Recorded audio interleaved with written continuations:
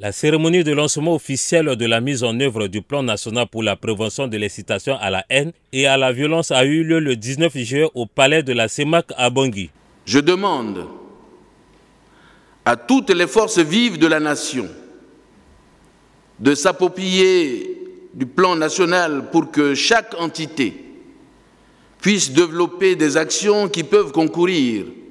à bannir la haine et la violence comme mode de règlement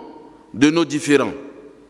La mise en œuvre de ce plan national vise à susciter une réflexion collective sur les racines de la haine et les causes profondes des conflits qui agitent la Centrafrique depuis des décennies. Il vise également à réduire la propagation des messages de haine et de violence ainsi que leur impact sur la cohésion sociale et nationale. Nous avons la mission de protéger les citoyens et les institutions de la République contre l'utilisation abusive de la liberté de presse par certains journalistes véreux qui confondent la liberté de presse à la liberté de vilipender, à la liberté d'injurier, la liberté de s'immiscer dans la vie privée de leurs compatriotes. L'une des missions du Haut Conseil de la communication, l'organe de régulation des médias, est de veiller à ce que les organes de la presse écrite et les programmes des services de la radio et de la télévision ne contiennent plus d'incitation à la violence. Le besoin de mise en œuvre de ce plan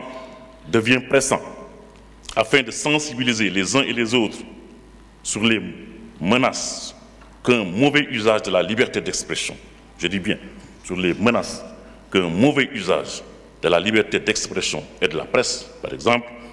fait peser sur la stabilité du pays et la cohésion nationale.